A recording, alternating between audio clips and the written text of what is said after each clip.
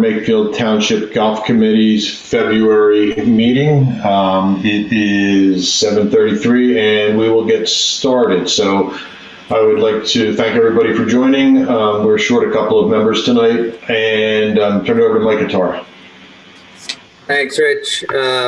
Everybody got a copy of the agenda and information Ed sent out? Yes. Okay. Why don't we'll just jump in. Pretty simple math this time of year.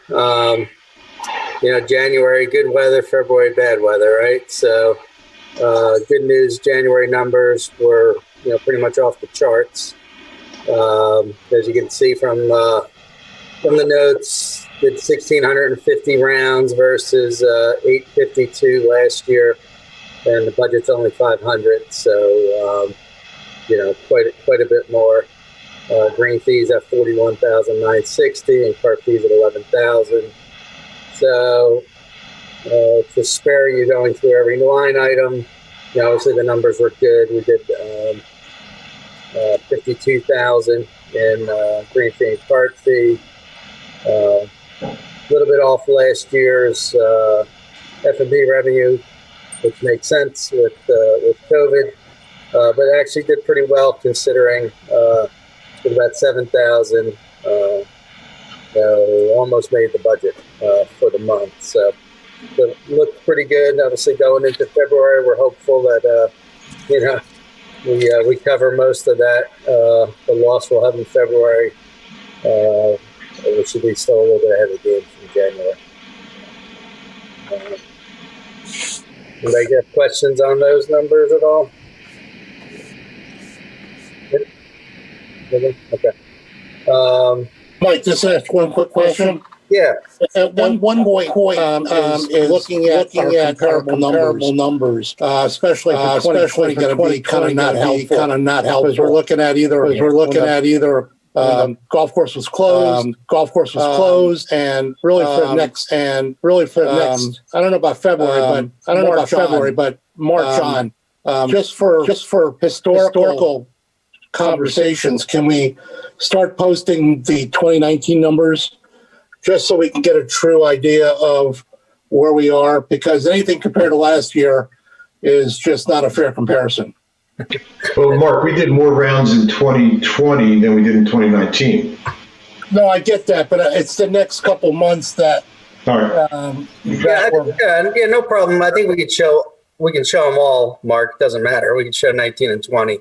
I think when you look at the budget on the right, again, that's an average, for the most part. So that'll give you a pretty clear indication of what we've been doing on an average. So either way, we can certainly do that. Yeah, we can do that. I think it makes good point, Mark. I think for at least through the end of the second quarter, when we, COVID, when we were shut down because of COVID, we should compare versus 2019, and then as we roll into the third quarter, we can, just keep it. Just show the 3 years, 2019, 2020, 2021. Yeah, that's okay. We can do that for the year. I'll just drop it in. Yeah. Thanks, guys. Your numbers will get a little smaller. Or maybe we'll set it up on landscape or something to make it fit. Okay. And then we sent you preliminary financials. Good to have the meeting a little later in the month, which we just got numbers yesterday. Brian was able to get the numbers plugged into QuickBooks.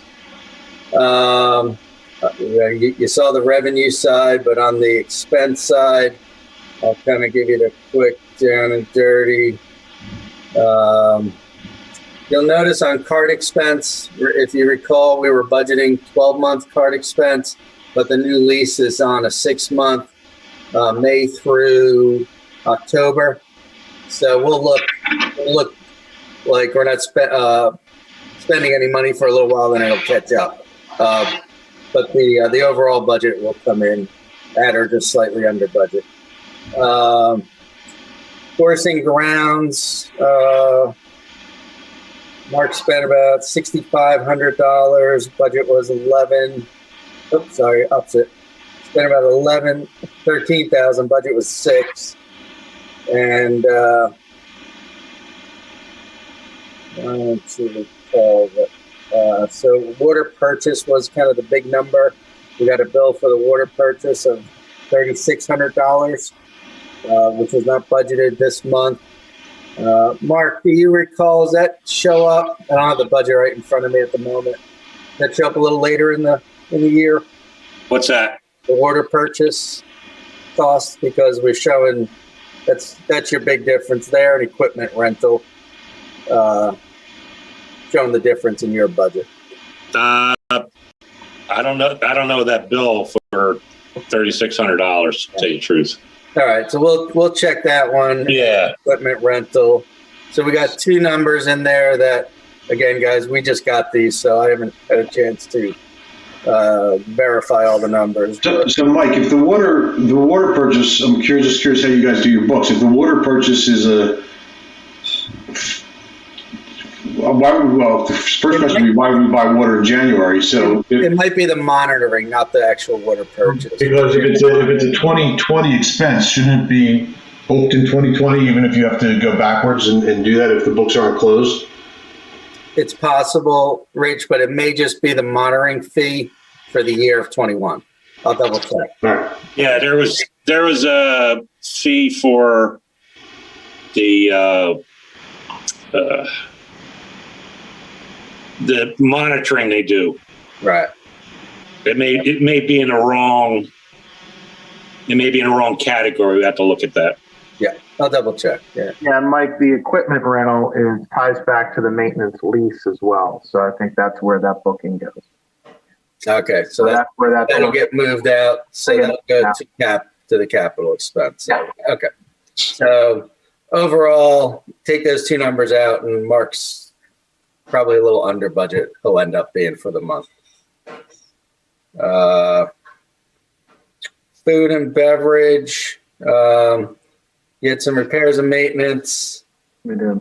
And then Ed, outside services. Do you know what hit there? Yeah, that has to do with that fan motor for the freezer unit. That there was some rattling going on, and then we had to get it serviced, and I think they ended up replacing that fan motor. And then there was the little keg cooler that's right behind the bar. There was a thermostat that just went. They had to replace the thermostat in that unit. So a little bit of that was outside of it there. Okay, so we're showing slightly over budget, a couple $1,000. GMA's under budget by about $6,000. Looks like utility bills didn't show yet, so that'll probably get adjusted. So that'll kind of come back probably more in line. Golf expense was at budget. And so total expenses about $6,000 under budget, and I think that'll probably be about right after we do the ins and the outs that we just talked about. And then payroll is shown about $3,000 under budget. So right now we're looking at about $24,000 loss versus a budget of $81,000 loss. So about $56,000. So we'll get these finalized for you, and then get those out to you again, just with final numbers. Okay.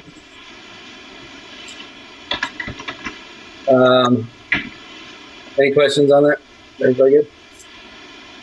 So then the next step was just wanted to review the meeting we had at the Board of Supervisors.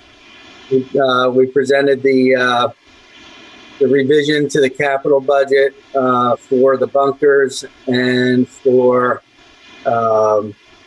looking at trying to get some new greens mowers, which we talked through with the board, and they approved that. So we'll continue to do bunker work, as we discussed. We'll have about 35,000 for bunkers, about what we spent last year. And we'll be looking at a lease that we'll do in March for 2 new greens mowers, which would be very helpful for Mark. Mark, do you want to talk any on the equipment or bunkers?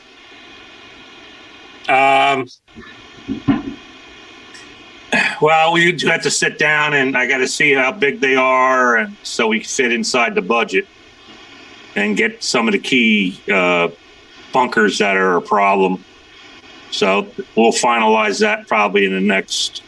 It gets a little warmer out in March. We'll plan for fall again. Yeah, and just With that, We'll plan for fall bunker renovations again. well, we could do spring. We get good weather. All right. You can get it in. So if we get a good spring, we can, push it a little bit. Yeah. And just to piggyback there, just so the committee knows, the three of us, Mike, Mark, and myself, sat maybe, what was it, guys, 2 weeks ago on a Saturday and just tried to kind of carve out which bunkers that we would focus on for 2021 and put together a list. I think, what did we say, Mark? It was about 6 bunkers, I think, for Six bunkers, yeah. Yeah, so we laid it out, and then we kind of went through what we thought, the next 2 years potentially could be. So we have kind of our list of bunkers in order, green side working back to some of the fairway bunkers. So Which ones were they? So the front 9 will pretty much be captured green side in 21 was our goal. And then, we got a couple of big fairway bunkers that, we wouldn't be able to get to $5,000. sorry.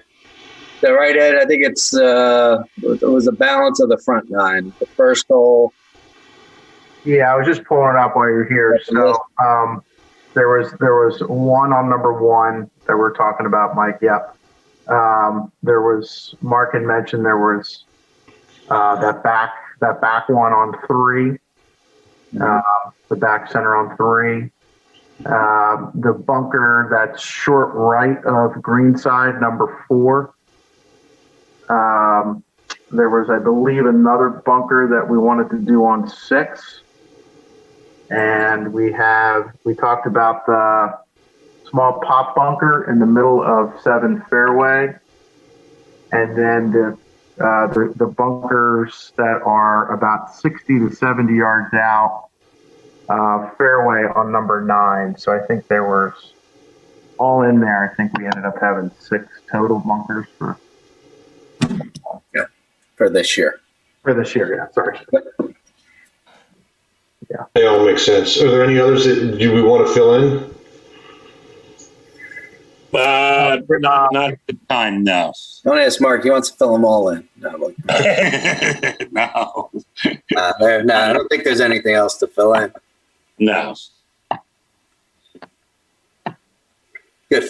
Okay. So we had that discussion. We also talked about the Top Tracer and the Fairway IQ programs that we discussed, which they were both approved to move forward with. So we talked to Top Tracer last week. So they're doing the balance of their work to get us some schematics and kind of take that next step. And then obviously the weather becomes the next thing. As soon as we can get out there to do some work, there would be a couple of antennas that got to be set for the cameras so they can get the cameras up, and so we got to pull some electric conduit to those once we can get out there. Mike, I don't know if this has gotten better or not. So folks who are out there on Sundays, every once in a while, our Wi-Fi gets a little screwy with the with the airport or whatever that causes the interference. Do we know if we'll be okay with the Top Tracer? I mean, what if there's something that causes? Is it a Wi-Fi thing or is it just an in general thing? But I don't remember what caused it. I just remember Bob Doria saying a while ago something to do with the airport and interference with the Wi-Fi. Yeah. And I'll let you speak to it, but I thought we resolved that with Mark. Yeah, so a little bit of that was, I think, certainly the signal coming from the main clubhouse building. So a couple years back, like right when the transition with myself and Bob, we had to do a couple different things with our signal. Not only in the clubhouse, but then how far out it's stretched. So there's actually a little bit more of a booster coming off of the clubhouse now, so that that stronger signal can get reached out to like the first tee, because we were a little concerned when we were first using the iPad. Right. And then how far out it would stretch towards the driving range, which for the most part, even this past year when we did, obviously with COVID, we didn't have demo days in the spring, but we did have a demo day middle of September, and we were kind of, running a lot of different wireless devices out there. And so we, had a pretty strong signal, and that was on the far side of the teaching, the driving range. So certainly something we'll double check, but definitely has improved from where it was. Yeah, I mean, I also think that could be an issue. And have you signed the contracts, or can you do something vis-a-vis the reps and warranties so that we're not on the hook if, especially when you're doing the fairway ID, if you get down to, 4 and 5 and, 13 and 14 and there's like no signal, how are we going to deal with that? Yeah, the fairway IQ is on GPS, so that's satellite driven. So that's less of an issue, Helen, with Wi-Fi. That's not really a Wi-Fi issue. It's all satellite driven. So just like any other satellites or your GPS, it generally works unless it's a terrible, terrible weather day, overcast. Sometimes you get some interruption, but for the most part, I think that'll be fine. But to your point, I think it makes good sense. We'll revisit the contract with them prior to signing anything, and just make sure that the Wi-Fi piece is taken care of.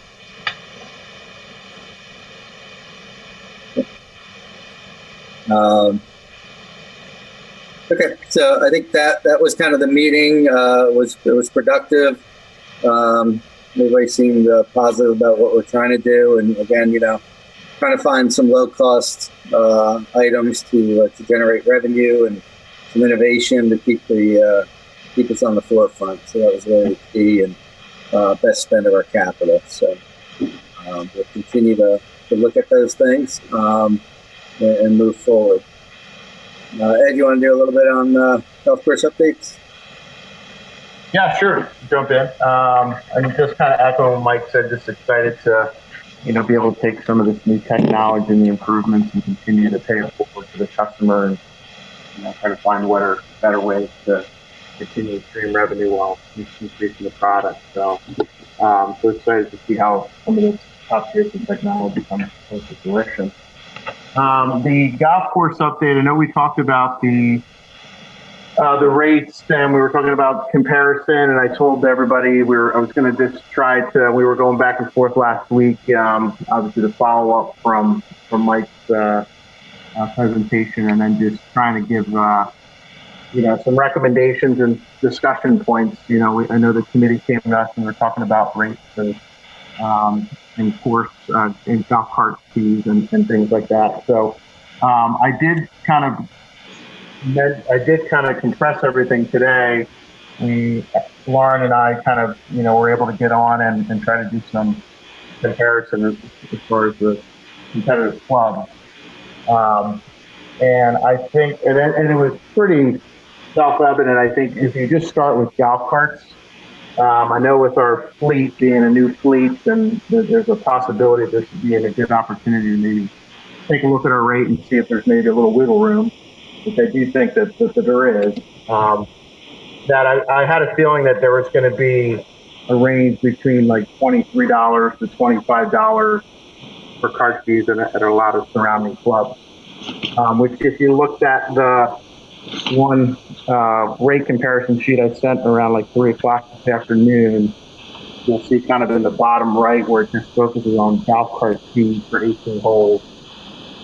We've been at $20 a player for the last number of years. Now that does include the tax, so the tax is bundled into that fee. So I think the actual cart fee itself is $18.87 per player for 18 holes. So if you just kind of look at the other clubs that we tried to look at to see what the rates are. Bluestone Country Club, which is the old Bluebell, and going into 2020, Craig said that they had a new lease, so they raised, going into this year, they were also in a new lease, so they're going from a $28 cart fee to theirs is $30, and raising it by again, private club, but, again, certainly they've raised it by $2. Pinecrest, $22.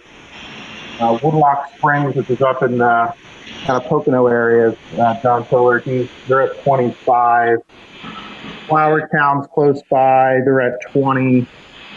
Indian Spring, which is a municipality club in Jersey, Bobby Hennifer, he said they're keeping it at $19 a player, but they increased their cart fee similar to what we did during COVID, where they had a slightly elevated rate for the player that was requesting a single golf cart. So they're going to keep that in play for this year. There's one Elkview that's way up in like the Poconos, but they're $18 a player. Herring Glen, which is, you know where that is, right across the river, they're at $23 per player for the golf cart. Obviously, Mike Ponce is at 20. And a country called Harrisburg, they had a new lease in 2020, so they used to be $22 a player, and they also increased it $2 with their new lease. So, I think it's fair to say that we probably have an opportunity to at least maybe look at our cart rate, and Mike and I talked about it, maybe look at like a $2 rate across the board. The one thing that we could look at too for the residents, so that rate wouldn't change for the resident, would potentially reduce the green fee by $2, even though the cart fee is going up $2 for the new resident rate. That would be, that would kind of look at and see if that made the most sense. That way, that it wouldn't much of an impact.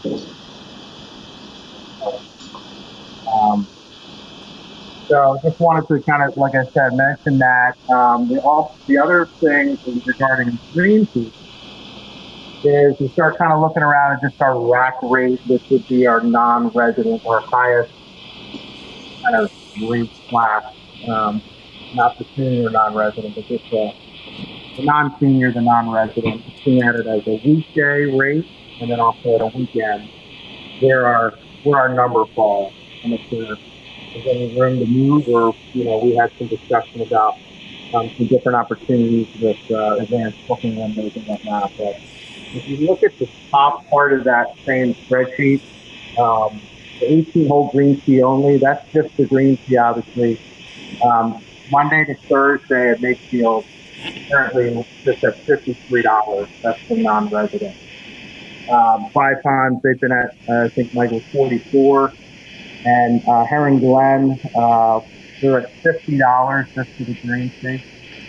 And I know, Mike, you had a conversation with the guys at Mercer today. They're at $52 for the non-resident weekday.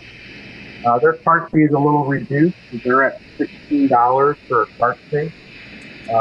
So their player that's a non-resident that's riding during the week is paying $68. Mike, does Mercer own their carts, or do they lease them? Their carts look really old to me, and I'm just curious. I believe they're on a lease package, but I don't know exactly. And they also have at least twice as many, if not more than we have, because they've got the two courses over there. Plus, they're leasing carts for what, 4 or 5 courses? Yeah, they're leasing multiples. Yeah, all right. For Princeton and for Mountain View. Mm-hmm. Yep. So yeah, getting doesn't sound like they're going to make any rate changes. But, I think the discussion as we went through it, Ed and I, and kind of getting back to the conversation this group has had over the years about a resident card or a fee or a pass, whatever you want to call them. There's a lot of different names for those. might make some sense going forward, rather than raising resident rates right now. As Ed said, I think it makes sense to raise the cart rate right now because we just got the new fleet, and our pricing right now is kind of in that place. I think we got a little room there to do that for sure. But trying to protect the resident on the rate, maybe it makes more sense to talk about putting a $30 or $35 fee to use the resident have a resident rate. I don't understand that one, Mike. We're residents. I pay $12,000 in property tax. So you want to pay $35 to be a resident? Well, it's not the $35. I just don't understand the principle of it. Yeah, I think the principle is not every resident is a golfer, and since the residents that are golfers are using it, is there a value for two things, Joe? Use of the golf course and more access and tee time availability would be the one, and then the second piece in my mind, I'll explain to you in a second. The second piece would be controls, right? We've all talked about the importance of being able to each year verify everybody's residency. Having this opportunity to have a card would create that opportunity, even if it's a virtual card. It would create that opportunity to continue to do that verification, and would allow us to do that. So the piece we're saying as far as residents who have a card would get, again, if it's 3 weeks and stays 3 weeks or 2 weeks, whatever we decide, you have that access if you have the card, versus a resident who might, if they only play once or twice a year, there's no real value to them buying a card. They pay public rates for 1 or 2 rounds a year.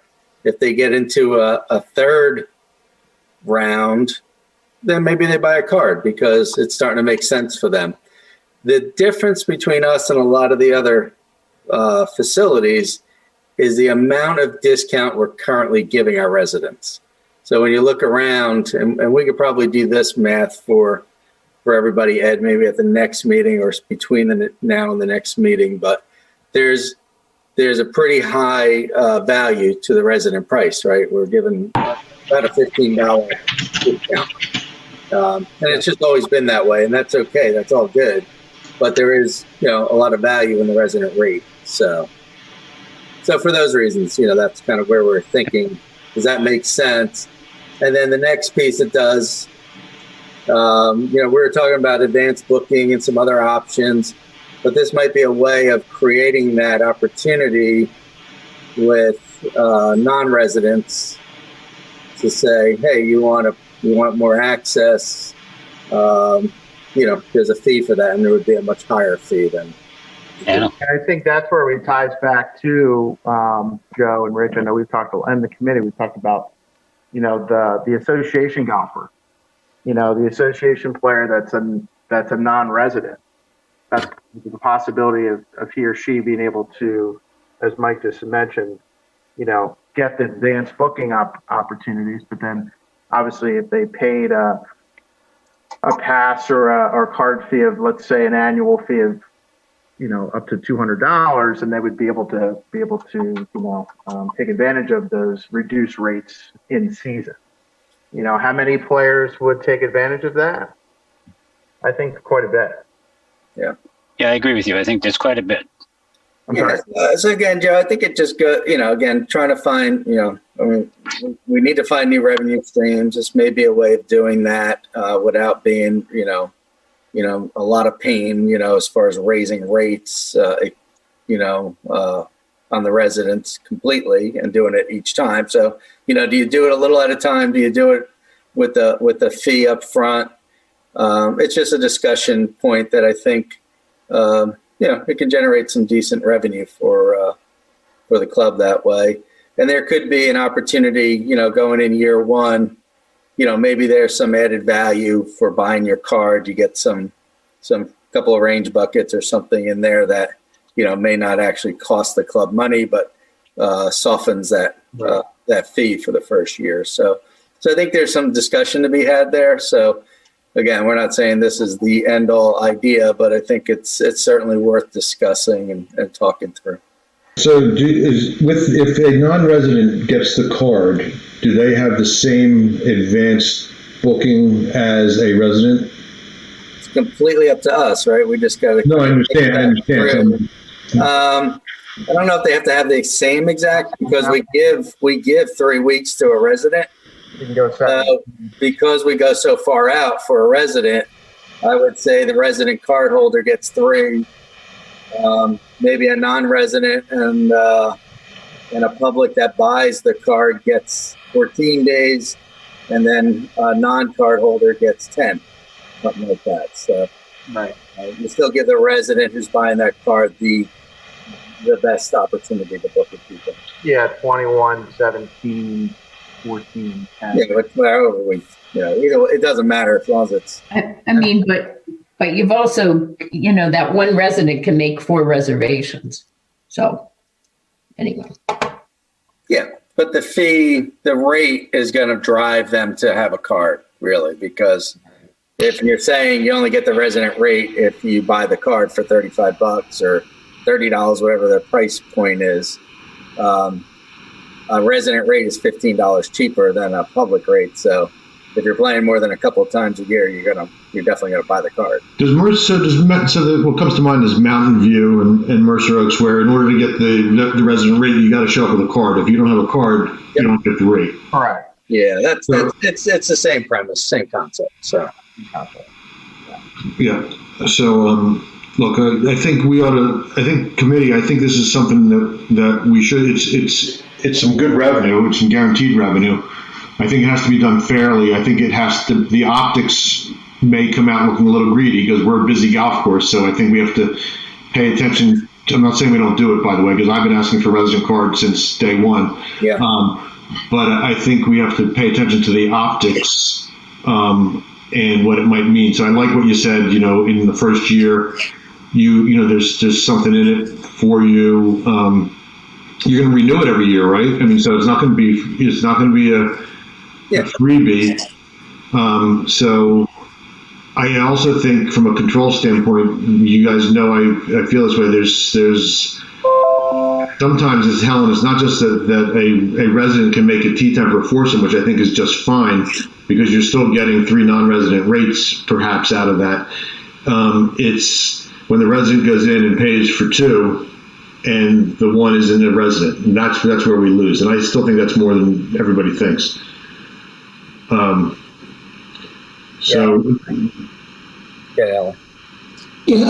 Mike.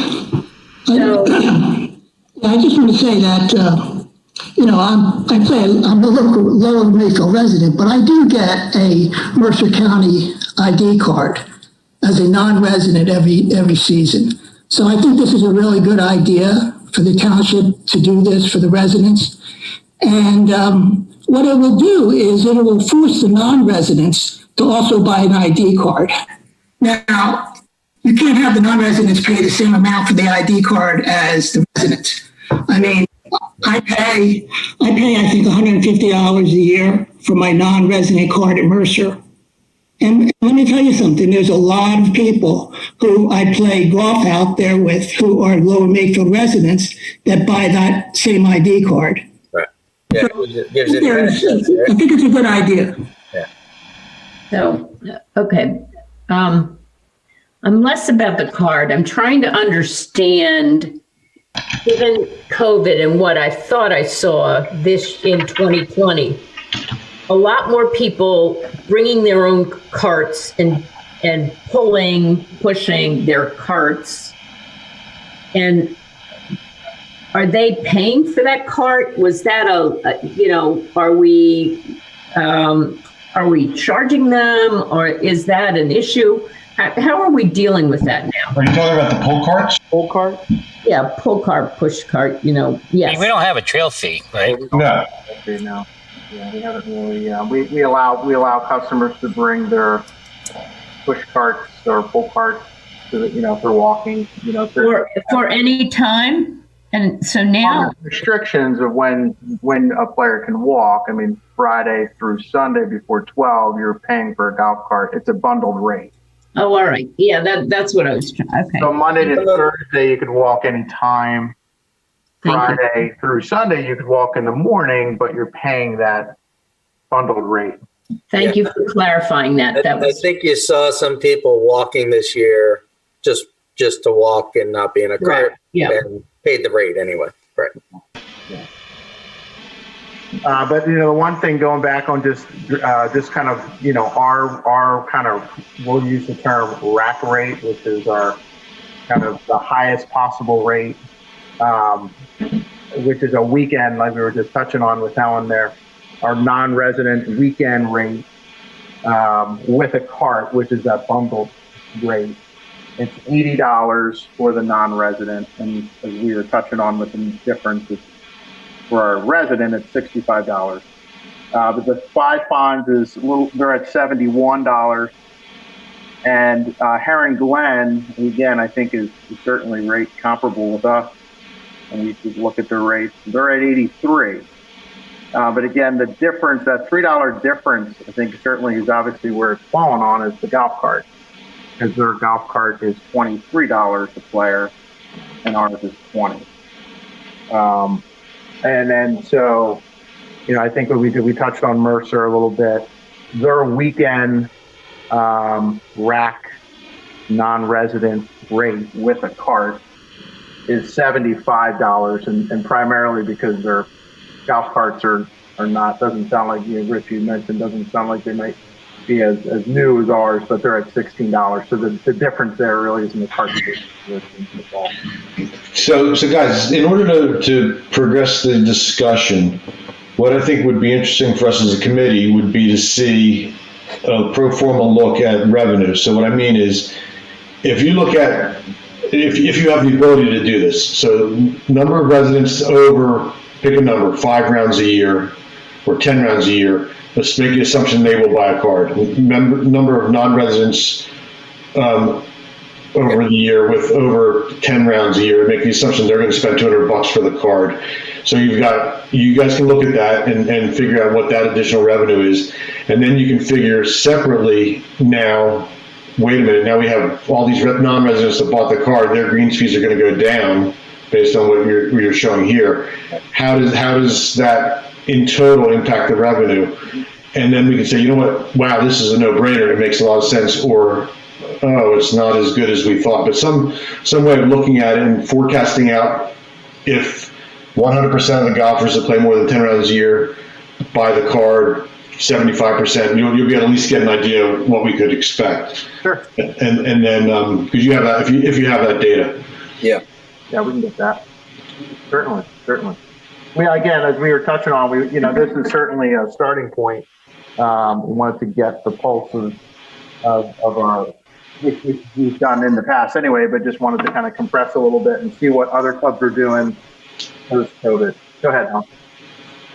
Yeah, I happen to think that non-residents playing golf on the weekends, I'm happy with 80, 83, something like that. I think there are enough young guys who want to play golf or are willing to pay that. And, they come from far away to come and play our course. So somehow on a weekend, I'm not so sure there's that much price competition in terms of it, but that's just my perspective in terms of who I've seen playing golf and, where I think we can make money. Sure. Thank you. Yeah, agreed. I think before COVID, it was that case as well. And, having the new fleet in and those things just, now just seems to be the right time to have that discussion on the cart rate. Yeah, so kind of summarizing, running off of what Rich had mentioned, we'll kind of come back to the committee with that pro forma and discussion moving forward so we can take the next step. Just kind of quickly going through the agenda items here, just touching on, obviously, goes without saying, we had a a really, really good weather month for January. So we were 798 rounds of golf ahead of where we were last January in 2020, which even that month was very good last January. So we were very, very grateful to have this kind of weather in January this year. The couple updates with our association, I did send the email out to the players. We, just updating them, the players with some of the staff adjustments, added a few new items to the schedule for this year for the events. So certainly people can start, putting those on the calendar, and just had one or two little loopholes to work through the core up to get the online payments finalized. I think that should be being sent out here any day now. I think I have one or two more questions to be answered. I think we're pretty close there. So I'm going to be sending that out shortly. We also sent out, we sent our message to our ladies league, letting the players know that we're back on this year, and kind of the guidelines that we've created and the procedures. We did that for our men's league on Wednesday night. I know Tim and a few others I've talked to Brian McDonald a few weeks back, who is one of the main organizers of the Tuesday night league. I know Brian had mentioned something to his players, so still pretty good with getting the message out and starting to do the administration portal for portion of that for the men's and ladies league for our league. And our golf academy signups for the registration, Joe and Lauren have been doing a really good job getting, taking advantage of some of this downtime and getting all the programming booked and opened up our spring programming. To be honest with you, it's almost already filled. We have 30 juniors signed up so far. On March 22nd, we'll open up our live registration for summer. Our girls golf program for the spring is almost filled. We have 8 or 9 girls. We're getting 12, so hoping to get a couple more there in the next week or so, which I don't think will be an issue. And we're just continuing to update some of our brochures and some of the handouts that we have for our customers when they're either on campus or online. So all that in-house paperwork is being processed as we speak. And just a note, I think the initial signs we're seeing with the registrations is really positive. So, people's comfort level with golf and outdoors is really good. So, I think we are. So I'm curious. I think it's really important that you protect our existing league members, because you could have an influx of people who want to play in leagues this year that you've never had because people are still working from home and things like that. So, I've never played in the league. Some of my guys, we were talking about maybe we do it this year. But all that said, you got to take care of Joe and Tim and everybody who's been coming to these leagues every year. Helen on the women's league, every year for the last 10, 12 years before you take care of the general public. So are you guys able to monitor that? Yeah, that's something that we do annually. We always have the league players, both ladies and men, have a booking window where they could pre-register for the upcoming year prior to opening it up to type of new players. So the first step this year was just kind of getting the pulse, letting the communication be had with those players. Say, hey, listen, here's our goal. Here's our goal for this year for 21. We know last year was what it was. Here's kind of our steps. And we wanted to send something to the players that played in 2019 and said, here's your chance to say yes. Are you looking to come back? We want to get a handful of, pulse of how many of our ladies are coming back out of 100. And right now we're probably in the low 50s, so at least half. And that's within probably 7 to 10 days. So, usually we're about 15 or so new players on the ladies league side annually. The men's league is sometimes in that same number. With me taking over the administration side of the men's on Wednesday. So far out of, 48 teams, I think I'm almost at 30 teams that have committed. So yes, Rich, that was goal number one, was to communicate the message to those players, figure out if they aren't playing, we'll get them off their email list, et cetera, and then how many spots are we looking to fill, and then then fill those spots. So yeah, so absolutely, yeah. Hey, Rich. Yeah, Tim. Just as input to Ed's comment, the Tuesday night league, as of last week, out of 16 teams, 12 teams have responded. They're coming back. That's great. Yeah, thanks, Tim. Yeah, so again, we echo the thought of the comments of the committee and just knowing the returning customer and the value that they bring. So we wanted to make sure they felt that same value. So so message is out, and then like I said, as we filter through who's returning, then the next step would be cleaning up the registration payment. Certainly let the leagues know that there was going to be a little increase in the green fee weekly. So just again, try to lay out some of the management structure of the league. Hey, Ed, if I may ask a question. With us still dealing somewhat with COVID going forward, I know the team I'm on, what we do is we have one person goes in and pays for all golfers and collects the money. We're going to have a captain's meeting sometime during this month. I would, if possible, I would be able to tell the captains at that meeting that the requirements from the club are going to be this, to keep influx of people in the pro shop down to a minimum. So is that what you would like to see, that one person per team comes in? I can tell you this, Tim, to answer that question, in the last 2 to 3 years the ladies have been this way for a number of years because I've managed that league. The ladies have always prepaid up front. So weekly, it's a lot easier to administrate who's playing. And it's a little different structure for the ladies because their season is 17 weeks. And the ladies have, in theory, they have prepaid for 12 weeks out of 17. But as of 2 years ago, when Dave Smith, who's still with us and grateful for his work with our men's league, he orchestrated either his Wednesday night players paying the season up front, or they paying half the season at the front or half the season at midway point. So that really eliminated a lot of, to your point, Tim, eliminated a lot of the weekly check-in, counter activity. And so, yeah, I'd be happy to kind of talk offline and maybe try to figure out a step to kind of, make that easier for your Tuesday night, because it would help us and help the players. So yeah, let's talk about that, because I see some issues with it, because we have, like on our team, we have 9 golfers. Hey, Tim. Yes, sir. I'm going to cut you off. You guys take that discussion offline. That's for a league discussion. Yeah, that's what I say. We're happy to have that conversation. So yeah, we can continue that, Tim, for sure.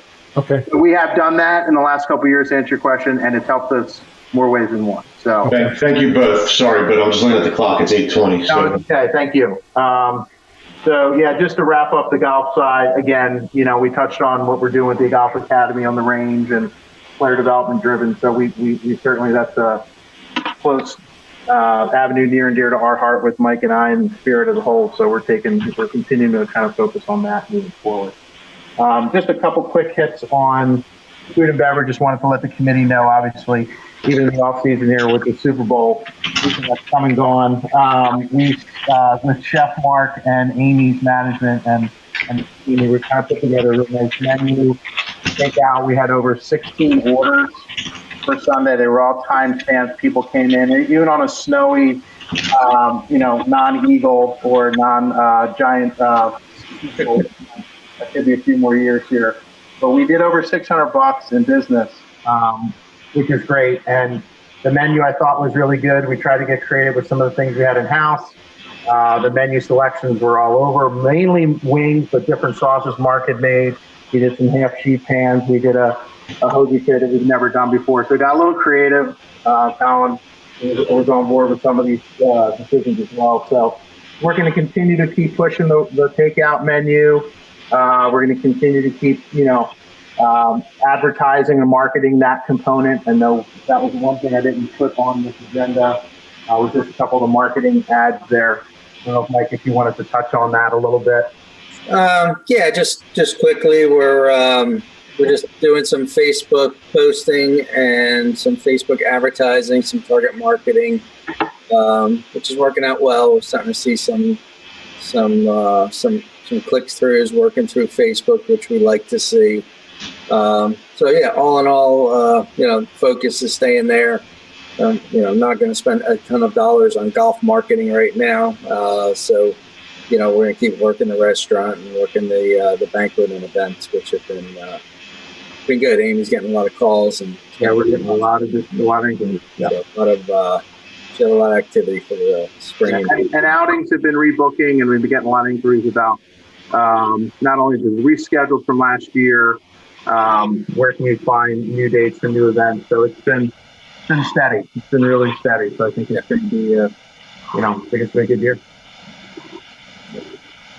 So that's everything I had. I don't know if there's anything else that Mike or Mark wanted to mention on, but that's everything we have for the agenda. No, I think just to recap, we'll come back to you with updated financials once we have them finalized, and we'll get that discussion, get you those points back with some numbers for a resident card fee, that type of.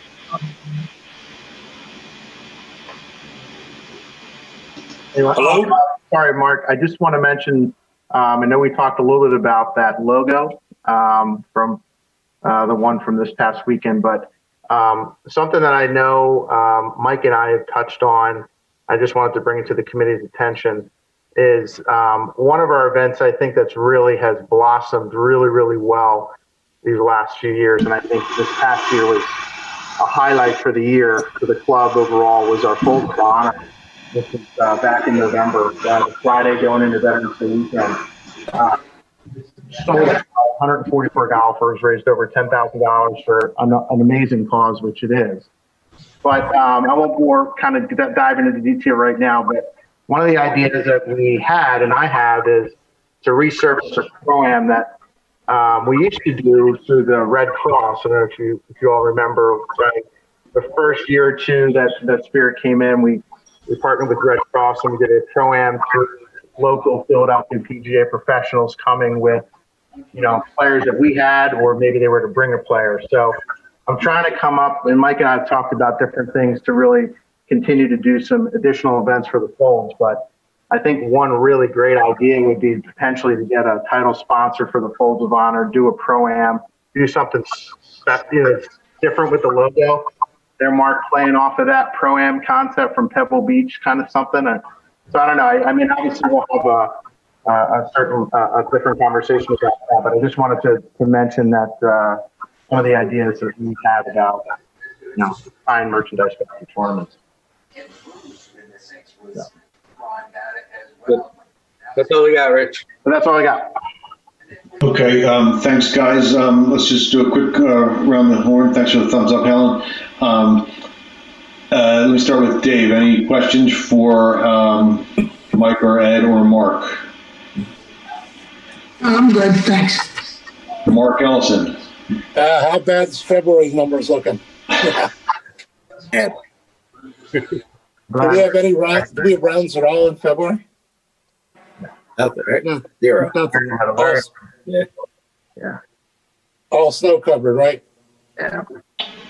Why don't you guys rent out for sell the hills for sledding or something? Okay, Joe. Okay, Jesus.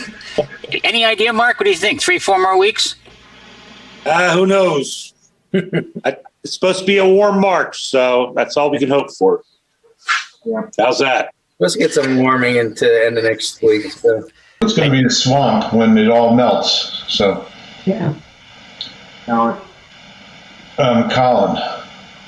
Wish we had better statistics for food and beverage. January was great, and if we'd have had banquet business, it would have been even better. But I guess we just have to wait for people to get a vaccine and things to lift there. But I think the team there is doing a great job in getting themselves organized under the conditions we're under. So I think once COVID restrictions are lifted, I think they have great ideas in place to really start getting some business in food and beverage. in July, August, and September. And something I'm looking forward to being involved in. But that's all I have. Thanks, Colin. Thanks, Colin. Pat? Just a couple questions real quick. Is the restaurant open at all in February during the snow closure? Thursday to Sunday, 11 to 3 is kind of where we've been with that, Pat, for like a lunch. We had 10 people come in for lunch yesterday. So we were 11 to 3, yeah.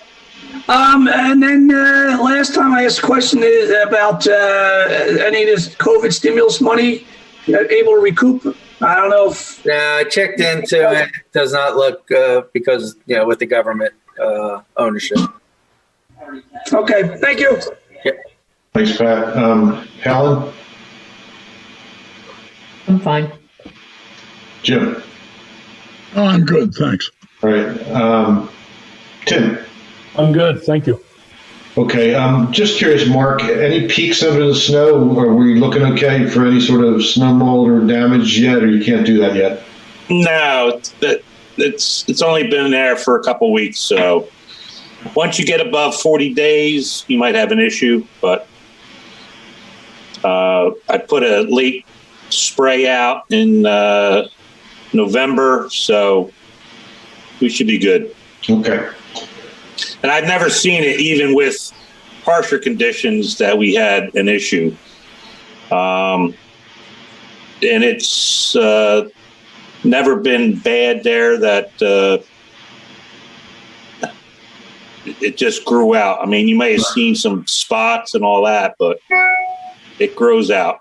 Yeah, Mark, what did you say when we were talking about it? What was it, last weekend? You said there was only one time in our 10 or 11 years you had to, it was over 45 days and you had to scrape some of the greens from the ice. Yeah. I mean, if it gets to that, we'll go out there and chip the ice and get the water running out from underneath, just so it's not suffocating under there. Right, well, we'll see, but okay, good. Just obviously you guys are on it. Yeah. Nothing else from my side. Committee and Spirit, our next meeting is scheduled. I don't have confirmation from the township yet, but it should be the third Monday of March, so that would be March 15th. Right. And they're trying to, right now they're still pushing every other month meetings. I've been successful in maintaining monthly meetings, especially this time of year. It's important for us, so I'm going to keep pushing for that. But right now, March 15th is the next meeting. So I don't have anything else.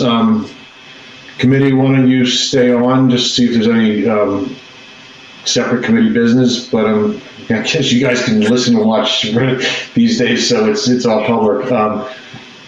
But thank you both for the hard work and keeping it going. I think we're all kind of itchy to get outside and do some of this out, get back on the golf course, get back in the restaurants and things like that. So everybody, thanks for hanging in there. Thanks. Thanks, everybody. Thank you. Thanks, Mark, Ed, Mike. See you. Colin, if I could just mention one thing before we tap off there. I know some of the golf events with the association you may not have seen, but there's 3 new events on the calendar. There's one in May. Instead of Cinco de Mayo, we're doing an event on May 6th. So we're saying Siesta Scramble.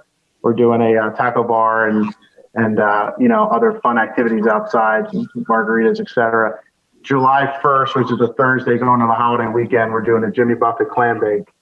And then the Thursday going into Labor Day weekend, we're going to do like a backyard barbecue. So similarly to how private clubs would do like a one-day member guest and they themed food around it, that's kind of where the concept was. So just wanted to let you know about that.